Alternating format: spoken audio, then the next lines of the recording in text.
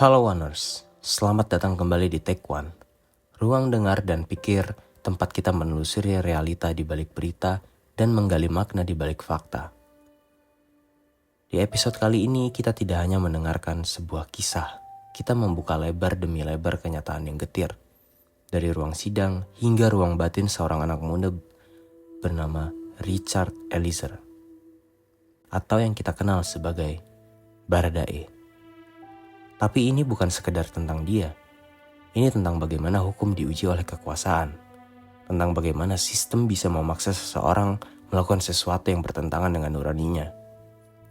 Dan tentang bagaimana kita semua tanpa sadar menjadi bagian dari budaya yang lebih menghargai ketaatan daripada kebenaran. Episode ini adalah ajakan untuk menyimak lebih dalam, untuk tidak cepat menilai, dan untuk bertanya pada diri sendiri.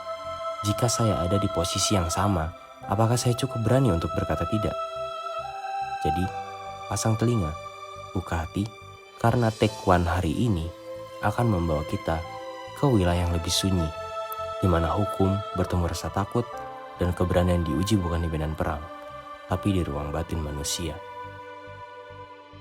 Saudara Richard Eliezer jadi perhatian publik sejak awal kasus Skenario Sambo. Pekan depan, hakim akan segera memutuskan vonis kepada kelima terdakwa termasuk Richard Eliezer. Akankah Eliezer bebas? Bayangkan kau atau seorang berakhir anak dengan muda, 12 tahun penjara baru 24 tahun. dilawas? Cita-citamu sederhana, yaitu mengabdi dan membela negara. Tapi suatu malam, suatu perintah menghantarmu ke dalam sejarah. Bukan sebagai pahlawan, tapi sebagai pelaku. Ini bukan kisah fiksi, ini nyata. Ini tentang Richard Eliezer, atau yang sering disebut dengan Baradae. Tentang bagaimana hukum diuji.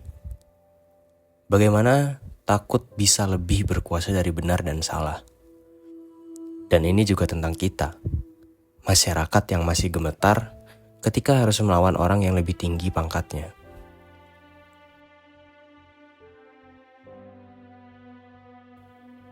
(8 Juli 2022) Satu suara tembakan mengunjang institusi Polri. Brigadir Yosua tewas. Ditembak oleh bawahannya sendiri, yaitu Barada Richard Eliezer. Awalnya publik disodori narasi baku tembak. Tapi seiring waktu, cerita berubah. Semua mengarah pada satu nama. Verdi Sambo, Jenderal Bintang 2. Richard, sang ajudan akhirnya mengaku. Ia menembak atas perintah Sambo. Perintah yang tidak ia tolak. Perintah yang ia jalankan. Mengapa? Karena dia takut. Karena dia tunduk. Dalam hukum pidana Indonesia, ada prinsip penting. Perintah atasan bukan alasan untuk melakukan kejahatan. Pasal 55 dan 56 KUHP menyatakan, siapapun yang turut serta atau membantu dalam kejahatan bisa dihukum. Bahkan jika dia hanya, dalam tanda kutip, menjalankan perintah. Tapi hukum juga mengenal keadilan restoratif. Richard menjadi justice kolaborator. Ia jujur. Ia mengungkap, dan untuk itu hukum memberinya keringanan. Namun tetap, ia bersalah. Karena satu hal yang tak bisa dibatalkan. Ia menarik pelatuk itu. Menurut saya yang tentu paling meringankan adalah kedudukan yang memberi perintah itu. Itu bukan ajutannya atau macam itu, tapi orang yang berkedudukan tinggi, yang jelas berhak memberi perintah, yang di dalam, sejauh saya tahu, di dalam kepolisian tentu akan ditaati. Jadi tidak mungkin orang katanya Eliezer itu 24 tahun umurnya, jadi masih muda itu, ya laksanakan, itu budaya, laksanakan. Itu adalah unsur yang paling kuat. Yang kedua tentu Romo Frans Magnis Suseno berkata, seorang prajurit harus taat, tapi dia bukan robot. Taat bukan berarti membunuh ketika diperintah. Itu kata dia. Kalimat itu mengguncang publik. Tapi mengguncang siapa sebenarnya? Bukankah kita sudah tahu bahwa moral tak boleh tunduk pada jabatan? Sayangnya, dalam banyak institusi dari militer hingga birokrasi, ketaatan lebih diutamakan daripada kebenaran. Dan disitulah Baradae berdiri dalam dilema antara perintah dan nurani. Secara etis sangat meringankan. Tambahan satu poin yang tadi saya sebutkan juga, dalam kepolisian seperti di dalam situasi pertempuran militer, dalam kepolisian memang bisa ada situasi di mana atasan memberi perintah tembak. Itu di dalam segala profesi lain tidak ada itu. Di mana perintah itu. Jadi bahwa seorang atasan polisi memberi perintah tembak itu. Feodalisme bukan sekedar kerajaan. Feodalisme hidup dalam cara kita bicara ke atasan. Dalam cara kita diam saat salah terjadi. Dalam cara kita lebih takut pada pangkat daripada pada dosa. Richard Eliezer hanya contoh. Di luar sana, banyak Baradae lain dalam dunia kerja, dalam pemerintahan, bahkan dalam aparat. Budaya asal Bapak senang, budaya tunduk tanpa tanya, budaya yang penting saya selamat. Ini bukan masalah satu orang, ini penyakit sistemik.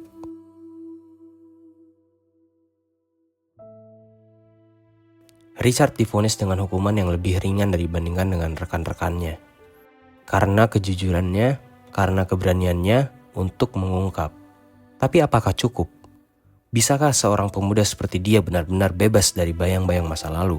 Bisakah masyarakat memaafkan atau justru melupakan?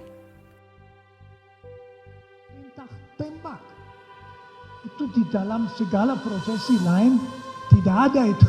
Di mana perintah itu. Jadi bahwa seorang atasan polisi memberi perintah tembak itu tidak total sama sekali nggak masuk akal. Kalau Ketua Sekolah Tinggi Filsafat Griyakara tersinggung berat menyuruh saya punya pistol, saya tidak punya, menembak ya jelas saya ke massa. Tapi di polisi itu lain, karena atasannya dia dalam situasi tertentu bisa memberikan, berarti juga bahwa resistensi di dalam yang menerima perintah itu lebih lemah karena dia tahu itu kadang-kadang mungkin. Kita berbicara soal hukum. Tapi hukum bukan hanya pasal. Bukan hanya ayat dan vonis. Dan hukum hidup dalam keputusan-keputusan kecil yang kita buat setiap hari. Dalam keluarga, di tempat kerja, di organisasi, ketika kita memilih diam saat melihat yang salah. Ketika kita membenarkan yang keliru karena pelakunya punya jabatan. Ketika kita bilang, itu bukan urusanku. Apa jadinya kalau semua orang berpikir begitu? Kasus Baradae adalah kisah besar. Tapi di balik kisah besar, ada ribuan kisah kecil yang serupa. Seorang anak buah disuruh manipulasi oleh atasannya. Seorang staf dipaksa menutupi kesalahan bosnya. Seorang guru yang disuruh untuk memberi nilai baik pada anak pejabat. Semua itu adalah bentuk lain dari ketaatan yang menyesatkan. Pertanyaannya untuk Oners, di mana batas antara loyal dan lalai? Antara patuh dan pengecut, antara tunduk dan kehilangan prinsip. Mungkin tidak semua orang akan berada di posisi Baradae, tapi cepat atau lambat semua dari kita akan diuji. Dengan cara yang lebih halus tentunya. Lebih diam-diam, namun dampaknya bisa sama besar atau bahkan lebih besar. Dan saat itulah hukum diuji. Bukan di ruang sidang, tapi di hati nurani masing-masing. Salah satu terdakwa pembunuhan Yosua Huta Barat, yakni Richard Eliezer alias Baradae, mengalami dilema moral saat diperintah atasannya Ferdy Sambo. Baradae dinilai terjebak budaya siap laksanakan yang kerap dibangun di dunia militeristik Indonesia. Hal ini menurut pandangan Guru Besar Filsafat Moral Romo Frans Magnis Suseno. Romo Magnis menjelaskan, saat menjadi saksi ahli untuk terdakwa Baradae dalam sidang lanjutan di Pengadilan Negeri Jakarta Selatan pada hari ini, Senin. Coba lihat sekelilingmu, Oners. Seberapa sering kamu melihat ketidakadilan diabaikan hanya karena pelakunya punya kekuasaan? Seberapa sering kita memilih diam karena bicara berarti kehilangan jabatan, relasi, atau rasa aman? Lalu, apa artinya hukum kalau suara hati tidak didengar lagi? Apa artinya sistem keadilan kalau keadilan itu hanya berlaku untuk yang berani melawan arus dan dihukum karena itu? Kita mungkin bukan aparat, bukan penegak hukum, tapi kita adalah warga negara, dan tanggung jawab moral itu bukan monopoli siapapun. Jadi mungkin pertanyaannya bukan lagi kenapa Richard menembak, tapi berubah menjadi mengapa tidak ada yang cukup berani untuk mencegahnya sebelum peluru itu lepas. Peristiwa penembakan Brigadir J dilimpahkan sepenuhnya kepada Baradae. Alasannya karena saat itu yang bersangkutan berada dalam situasi bingung.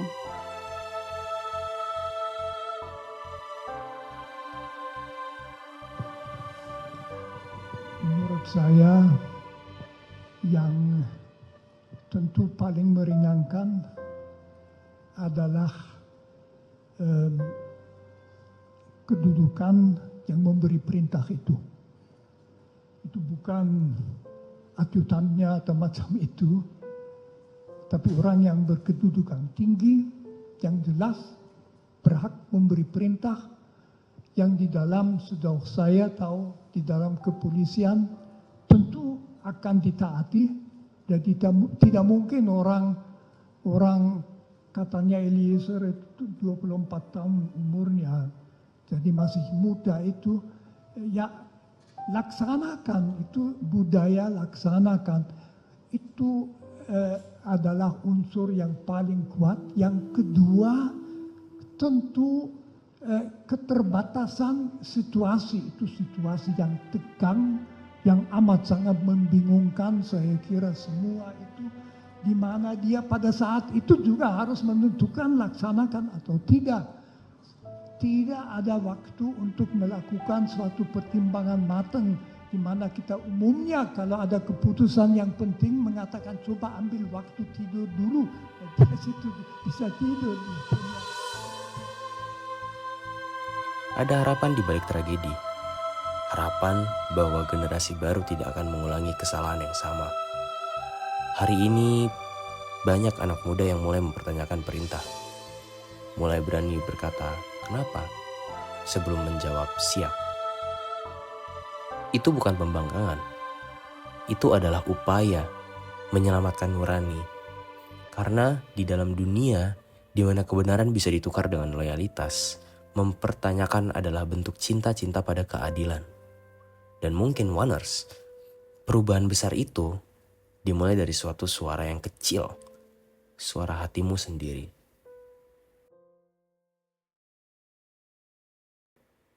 Mari kita lihat lebih jauh ke dalam sejarah institusi.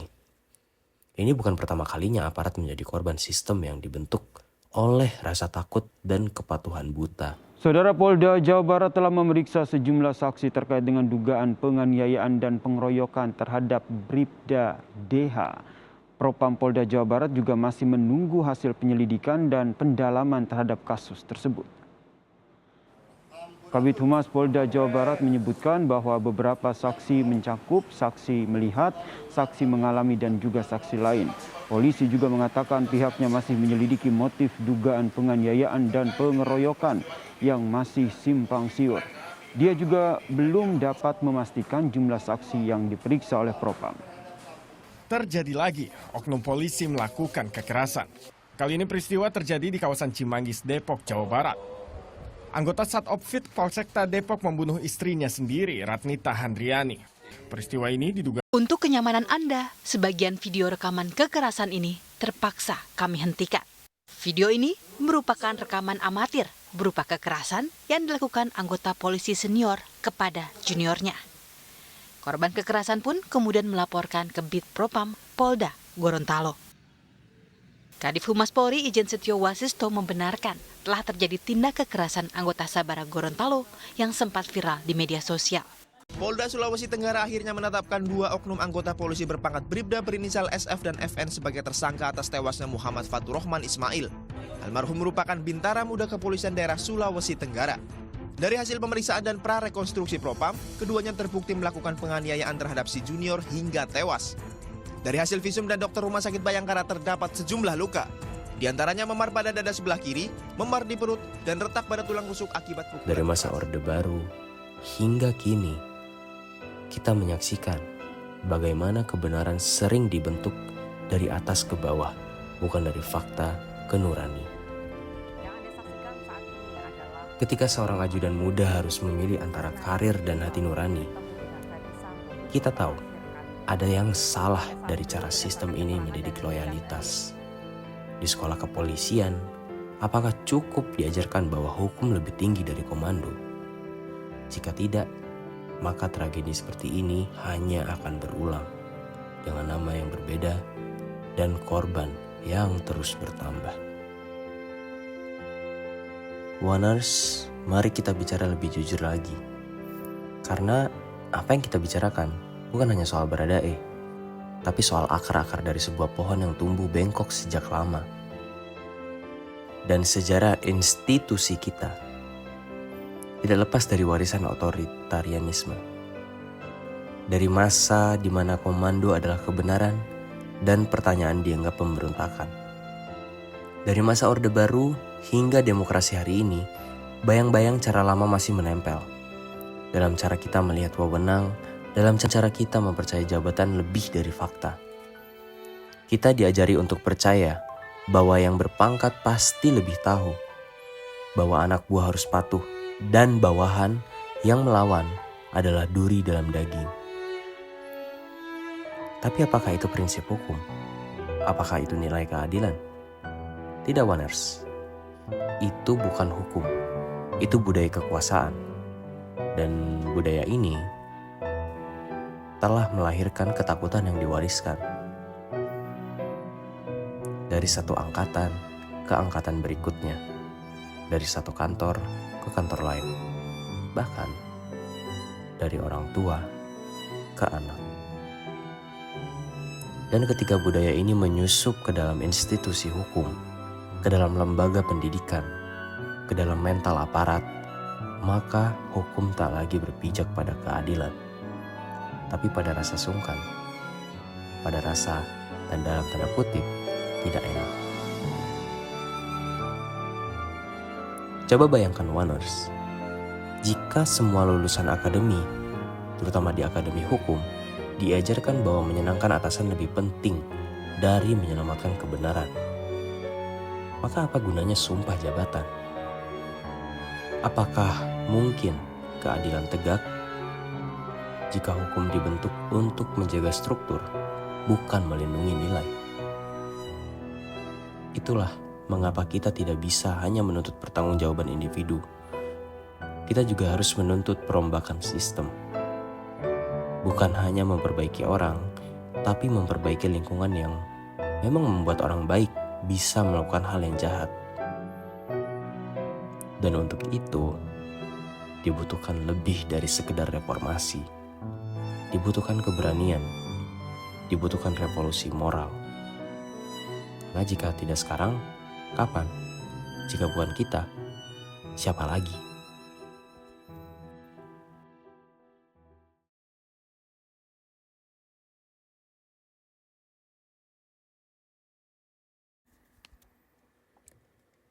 Sebelum kita menutup perjalanan ini, mari kita singgah sejenak di jantung persoalan hukum itu sendiri.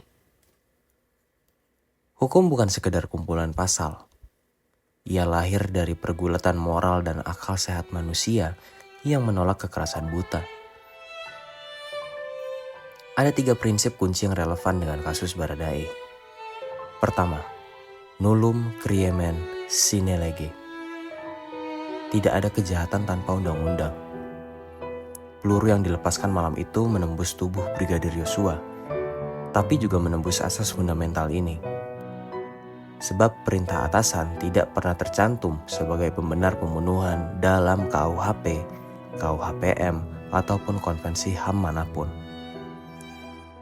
Kedua, superior orders are not a defense. Sebuah prinsip yang termaksud dalam Statuta Roma serta Pengadilan Nuremberg. Sejak 1945, dunia sepakat, saya hanya menjalankan perintah, tidak menggugurkan tanggung jawab pidana.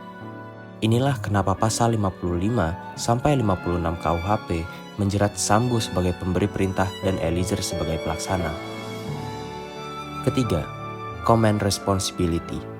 Atasan memikul dosa bawahan ketika ia mengetahui atau seharusnya mengetahui kejahatan tapi gagal mencegahnya. Doktrin ini membongkar ilusi kebal hukum. Pangkat tinggi sama dengan hukuman berat, bukan sebaliknya.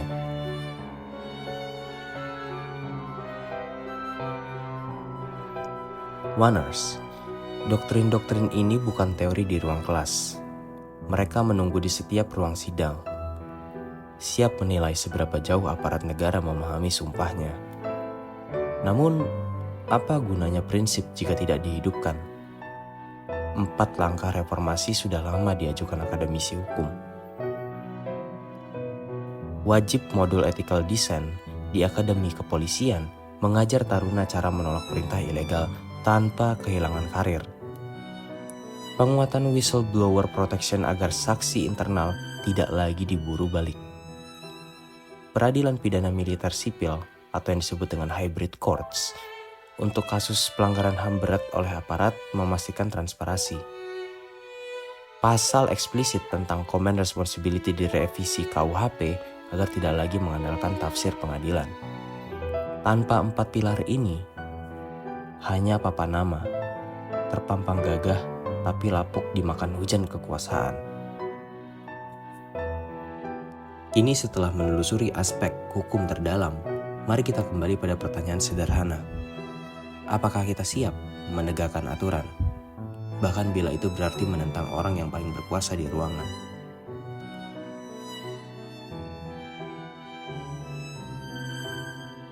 Oners, sebelum kita benar-benar mengakhiri perjalanan ini, ada satu medan yang perlu kita lalui. Medan yang sering terdengar kaku, formal, dan membosankan, yaitu hukum. Tapi di hari ini, mari kita lihat hukum dari sisi yang lebih dalam, lebih manusiawi. Karena hukum bukan hanya tentang menang atau kalah, tapi tentang siapa yang dilindungi dan siapa yang dikorbankan. Bayangkan Oners, kamu adalah mahasiswa hukum di tingkat akhir. Kamu belajar tentang asas legalitas, tentang sistem peradilan pidana, tentang doktrin, dan juga tentang HAM. Di sisi lain, kamu menyaksikan bagaimana keadilan diputarbalikkan oleh kekuasaan. Kamu hafal pasal 55 dan 56 KUHP, tapi kamu juga tahu bahwa siapa yang dibela tergantung siapa yang memegang kekuasaan. Sekarang mari kita masuk lebih dalam. Kita mulai dari pertanyaan sederhana. Apa itu kebenaran dalam hukum? Hukum mengenal bukti, fakta, kesaksian. Tapi di atas itu semua, hukum adalah tentang kehendak kolektif untuk menjaga keadilan. Jika kehendak itu lemah karena takut, karena tekanan, karena kompromi, maka hukum hanyalah panggung sandiwara. Kasus Baradae membuka kembali bab lama tentang konflik antara moralitas dan perintah. Kita lihat bagaimana seorang bawahan tunduk pada superiornya, dan bagaimana institusi membentuk mentalitas untuk tidak bertanya. Tapi mari kita tarik lebih jauh. Apakah institusi kepolisian saja yang mengalami ini? Tentu tidak, Oners. Di kantor pemerintahan, di universitas, bahkan di LSM yang katanya independen. Kita melihat bagaimana struktur otoritas membuat orang-orang takut mengambil sikap, takut kehilangan posisi, takut dianggap pembangkang. Dan ketika hukum dibentuk oleh ketakutan, maka hukum itu sendiri tidak bisa lagi dipercaya. Mari kita bahas sebuah doktrin penting, yaitu discretionary justice. Di banyak negara demokratis, aparat penegak hukum diberi ruang diskresi untuk menilai situasi. Tapi diskresi tanpa integritas adalah bencana. Karena disitulah celah korupsi merayap, disitulah diskriminasi merajalela, dan disitulah hukum mulai berpihak hanya pada yang punya kuasa. Oners, pernahkah kita bertanya, mengapa di negeri ini ketika seseorang jujur, justru dia yang disingkirkan? Itulah yang dialami para whistleblower. Mereka dianggap pembocor, bukan penyelamat sistem. Dan hukum seringkali gagal melindungi mereka. Lihat bagaimana perlindungan saksi dalam kasus-kasus besar masih minim. Lihat bagaimana saksi kunci diskriminalisasi. Lihat bagaimana aparat yang menolak perintah ilegal justru dihukum lebih berat. Ini bukan teori konspirasi, ini kenyataan. Itulah sebabnya kita membutuhkan pendekatan yang disebut justice-oriented reform. Bukan sekedar perubahan administrasi, tapi perombakan mendasar terhadap mentalitas institusional. Langkah-langkahnya jelas. Yang pertama, audit independen terhadap budaya komando di institusi penegak hukum. Yang kedua, penanaman pendidikan hukum kritis sejak dini, bukan di sekolah menengah saja. Yang ketiga, pembentukan dewan etik lintas sektoral yang tidak terikat pada institusi manapun. Yang terakhir, peningkatan anggaran perlindungan saksi dan whistleblower. Jika hal-hal tersebut tidak kita lakukan, Oners, maka cerita Baradae akan terus berulang. Mungkin nama dan tanggalnya berbeda, tapi intinya sama. Anak muda yang disuruh melakukan sesuatu, lalu dibuang ketika semuanya terbongkar. Itu bukan hukum, itu pengkhianatan terhadap hukum. Kita tidak butuh sistem yang sempurna, tapi kita butuh sistem yang bisa menyelamatkan orang baik menjadi alat kejahatan. Dan itu hanya bisa terjadi jika kita mengubah bagaimana kita memandang hukum, bukan sebagai senjata, tapi sebagai pelindung. Bukan sebagai alat kekuasaan, tapi sebagai keberanian. Oners, sampai titik ini kamu mungkin bertanya, kalau sistemnya begitu parah, apa yang bisa saya lakukan?